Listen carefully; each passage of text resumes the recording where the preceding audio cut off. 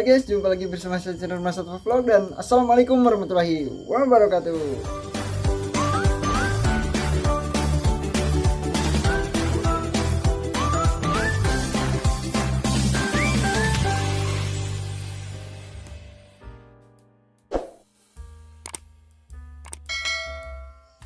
Oke, jadi di video kali ini saya akan perlihatkan kolam yang sekarang sudah full ya, hampir full, tinggal mungkin satu barang lagi yang belum datang ya ke sini. Dan sekarang kita akan review satu persatu sampai kita hidupkan mesin ya teman-teman, dan nanti kita cycling dulu airnya selama 1 atau 2 hari atau 3 harian, dan kita akan masukkan ikan ke kolam baru kita ya teman-teman. Nah, oke teman-teman, ini dia ya kolamnya yang sekarang sudah jadi ya teman-teman, dan di sini kelihatannya ya mungkin seperti ini ya teman-teman. Dan untuk bebatuannya saya hanya pakai sampai setinggi ini ya teman-teman. Nah, itu dia. Dan untuk di bagian sebelah sini seperti ini ya. Nah, air terjunnya bisa kelihatan ya kalau nanti sudah dihidupkan. Lalu untuk dari sebelah sini, nah untuk sebelah sini jadinya seperti ini ya teman-teman, karena ini bukan di pojokan ya ataupun bukan di tempat yang sempit, jadinya harus kelihatan enak dari semua sisi ya teman-teman, kecuali dari belakang filter. Kalau di sana siapa juga ya yang mau duduk di sebelah sana, yang mau lihat kolam, karena pastinya kalau saya lihat kolam pasti di sini atau di sebelah sana ya teman-teman. Dan untuk airnya ini sudah terisi full ya. Nah, teman-teman lihat, oh, airnya lumayan jernih, dan ini sudah saya masukkan garam juga ya ke dalam air ini supaya menetralkan sisa-sisa atau menetralkan zat-zat berbahaya yang ada pada semen ya teman-teman, karena ini kolam semen ya, bukan plastik. Dan ini untuk airnya levelnya sudah sampai di tingkat yang sudah saya inginkan ya. Nah, itu dia, sudah sampai ke atas. Nah, tuh sudah sampai ke lubang-lubang. Nah, itu dia teman-teman. Dan untuk selanjutnya kita lihat pemipaan ya teman-teman. Nah, oke teman-teman, ini dia ya pipa yang saya gunakan itu seperti ini ya teman-teman, sangat sederhana sekali. Dan ini pipanya pipa PVC biasa ya teman-teman. Dan ini sudah saya bengkok-bengkokkan tuh. Jadi untuk lubang masuknya itu air bukan dari sana ya, tetapi dari sini ya teman-teman. Nah, saya sudah ganti, saya sudah ubah ya. Nah, dari sini, karena kolamnya di sini dangkal dan di sana juga dangkal ya teman-teman. Jadi di kolam ini yang dalamnya itu hanya di sebelah sana ya, dari pas turun air terjun, sama di sini ya teman-teman. Kalau misalkan nanti airnya masuk dari sana, pasti air yang di sini akan cenderung hanya berputar saja, dan kotorannya pasti ngendap di bawah ya. Dan ini juga masih ada tuh kotoran-kotoran karena mesinnya belum saya hidupkan, hanya saya coba-coba saja. Takutnya si pompanya tidak berfungsi ya teman-teman, hanya saya coba saja.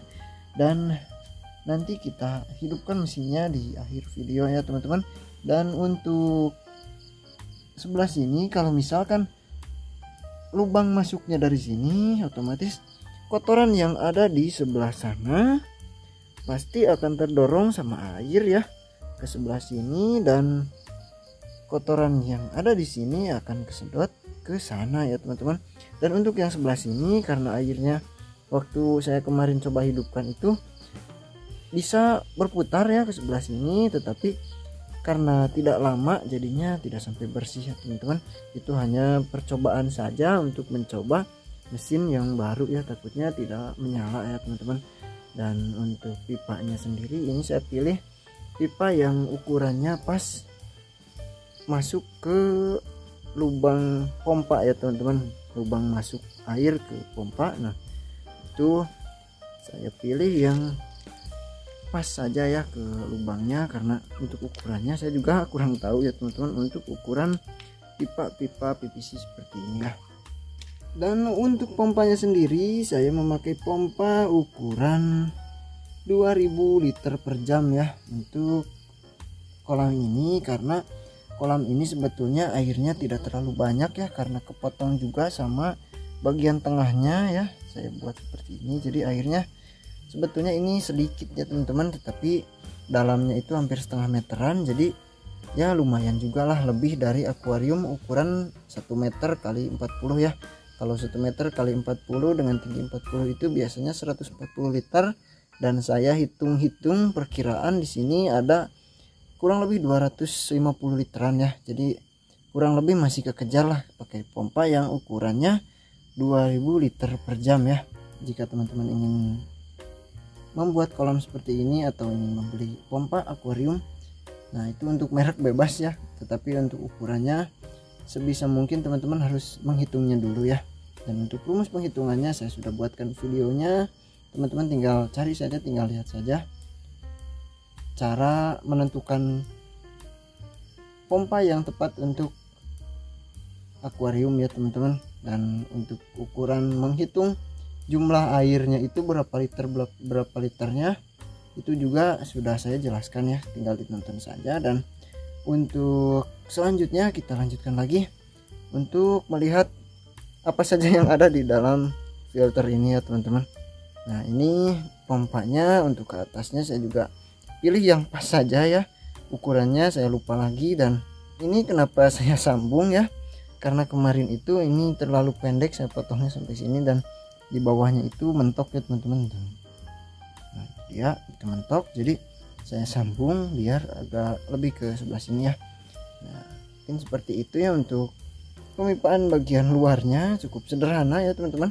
Dan kita langsung lihat di bagian dalam si filternya ya teman-teman, sekaligus air terjunnya ya. Nah ini bisa dibuka, sebentar saya buka dulu. Nah untuk ini sebetulnya ini nanti buat penutup lampu UV ya, dan untuk barang jatuh teman-teman. Dan untuk barang yang belum datang itu hanya tinggal lampu UV saja teman-teman. Dan ini sudah saya rendam juga kemarin di sini, dan sekarang tuh airnya habis ya, karena ini di bagian bawah untuk jalur masuk air dari kolam, jadi otomatis ini turun ke kolam ya teman-teman. Kemarin saya siram-siram terus supaya tidak kering ya teman-teman untuk medianya. Dan di sini untungnya beberapa hari ini hujan dari mulai jam 10 jam 11 pagi ya sampai malam, kadang-kadang sampai sore. Dan ini juga sudah jam setengah 10, saya nunggu dulu hujannya reda teman-teman. Dan di sini hanya seperti ini saja ya. Ini ada kaos kaki, lalu di sana ada batu kerikil ya untuk media bakterinya, karena di bawah di sini tidak ada ya teman-teman. Nah itu langsung dasarnya itu. Kalau di sini kolamnya seperti ini ya, tidak saya kasih media bakteri ataupun dikasih bebatuan substrat ya teman-teman. Jadinya untuk substratnya saya simpan di sini, atau media bakterinya saya simpan di sini ya. Nah itu ada batu kerikil, satu keranjang ya. Dan nanti lampu UV nya saya akan simpan di tengah-tengah antara kaos kaki dan juga si media bakteri ini ya teman-teman. Jadi saya simpan di sini saja, karena yang saya tahu lampu UV itu hanya membasmi alga ya, bukan berbahaya untuk bakteri baik pada air ya teman-teman. Jadi sebetulnya katanya ya, yang saya tahu itu tidak akan membunuh bakteri baik yang bagus untuk ikan dan bagus untuk air ya teman-teman. Nah jadi untuk lampu UV yang saya ketahui itu sebetulnya tidak sulit untuk menyimpannya ya teman-teman. Dan fungsi tutup yang tadi ya, fungsi tutup yang merah ini supaya nanti si lampunya itu tidak kelihatan ya dari depan, dari sini, karena ini pastinya tidak akan ditutup ya teman-teman. Jadi supaya tidak kelihatan dari depan itu saya tutup, supaya cahayanya itu hanya di dalam saja ya. Dan kalau misalkan saya pakai tutup di sini, pastinya walaupun ada celah sedikit pasti si lampunya itu akan terlihat dari luar ya teman-teman kalau ditutup seperti tadi yang saya bilang. Jadi si lampunya itu hanya di bawah saja ya teman-teman. Dan untuk selanjutnya ini colokan-colokannya ada di sini ya. Nah itu dia, nanti tinggal kita sambung di dalam. Dan itu untuk jalurnya sudah saya buatkan juga ke sana ya, sudah masuk ke rumah. Dan untuk ini saya bikin seadanya saja karena tadinya itu saya mau pakai lampu UV terus pompa ya teman-teman, sama lampu untuk penerangan biasa ya, lampu view. Jadi rencananya itu batal ya teman-teman untuk lampu view-nya, karena kalau misalkan dilihat langsung ini tanpa lampu pun sudah kelihatan kalau malam hari ya. Dan kalau siang hari juga tidak perlu juga. Tadinya saya mau buat lampu view-nya, saya mau buat di sini, saya mau sambung ke sini ya teman-teman. Jadi kalau misalkan pagi hari saya harus buka dan saya harus cabut, dan kalau saya kasih saklar juga bingung mau ditaruh di mana. Kalau di sini pastinya akan sama saja ya, buka tutup si bagian atas filternya ini. Dan kalau misalkan hujan juga pasti akan ada air yang rembes ke dalam dan takutnya korslet ya teman-teman. Dan kalau ini sengaja saya pakai kotak yang seperti ini ya, kotak plastik buat makanan. Dan ini sangat rapat sekali, dan di bawahnya saya bolong-bolongin supaya pas saja ya lubangnya, supaya asal bisa masuk kabelnya teman-teman. Nah jadi untuk airnya dari bawah sini sebetulnya tidak bisa menyentuh bagian atas ya, karena ini pastinya tidak akan penuh ya. Dan ini masih belum kerendam kalau airnya sudah berada di sini ya teman-teman. Nah, kalau air sudah setinggi ini pasti air akan turun ya, dan nanti kita lihat ya teman-teman. Dan untuk bagian yang bolong-bolong ini sudah tidak ada masalah lagi ya. Dan untuk air yang masuk yang rembes dari atas ini karena si kabel ini ya, untuk tali ini dari samping, jadi langsung ke bawah. Dan untuk yang dari sini jika ada air juga ini posisinya agak sebelah atas ya teman-teman. Jadi air yang kesini bisa turun juga, tidak bisa masuk ke dalam si kotak ini ya. Nah harusnya seperti ini teman-teman. Nah dan oke, kita langsung coba hidupkan pompa kolamnya ya teman-teman. Nah, kita harus ke rumah dulu dan saya mau hidupkan dulu ya teman-teman.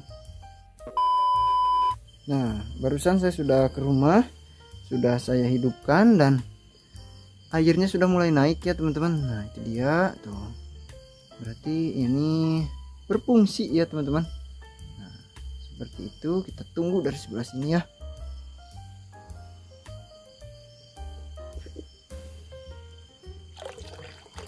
Nah itu dia teman-teman, untuk air terjunnya hanya sebesar itu ya, karena kalau misalkan terlalu besar butuh pompa yang lebih besar. Dan juga pastinya untuk perputaran airnya juga akan lebih cepat, dan takutnya terlalu cepat nanti ikannya malah banyak yang mati karena kecapeannya teman-teman. Karena untuk pompa itu harus sesuai ya teman-teman, kurang lebih rata-rata ya 10 putaran dalam 1 jam untuk airnya. Dan kalau misalkan paling lambat itu batasnya itu 8 putaran, dan paling cepat itu sampai 12 putaran ya, yang saya pahami, yang saya pelajari, dan yang saya tahu ya teman-teman.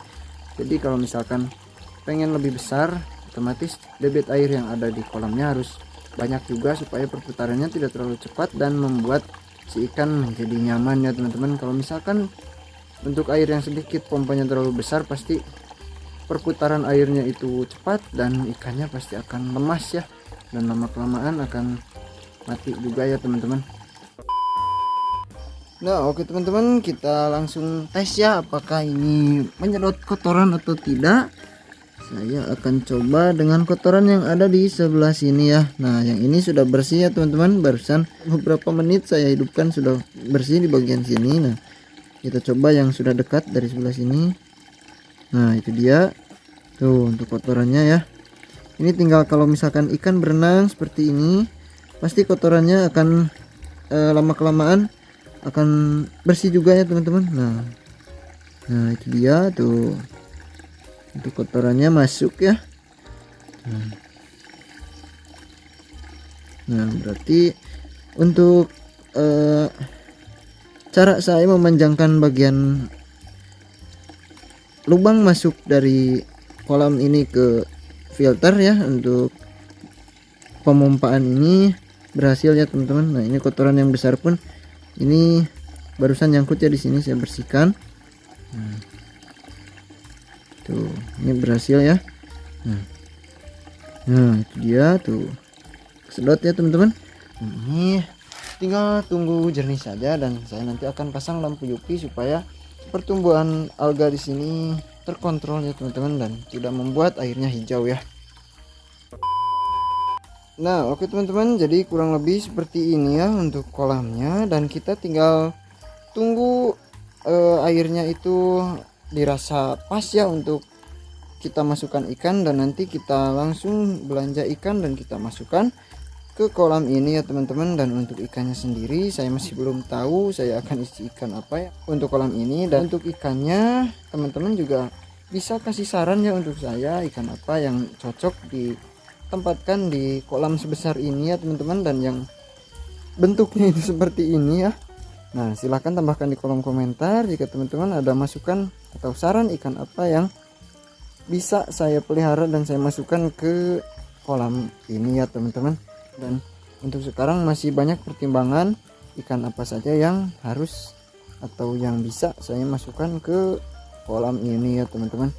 Jadi saran dari teman-teman sangat berguna sekali untuk saya ya, untuk menentukan pilihan saya. Dan untuk video kali ini hanya sampai di sini saja ya untuk review kolamnya. Terima kasih buat teman-teman yang sudah menonton video-video saya, khususnya video kolam ini dari awal saya buat kolam ini sampai sekarang ya teman-teman. Dan terima kasih sudah menonton video ini juga. Sampai jumpa lagi di video selanjutnya. Jangan lupa tetap dukung channel saya ya. Dan terima kasih buat teman-teman yang sudah tinggalkan like dan sudah berkomentar dan juga sudah share ya video-video saya. Terima kasih banyak pokoknya.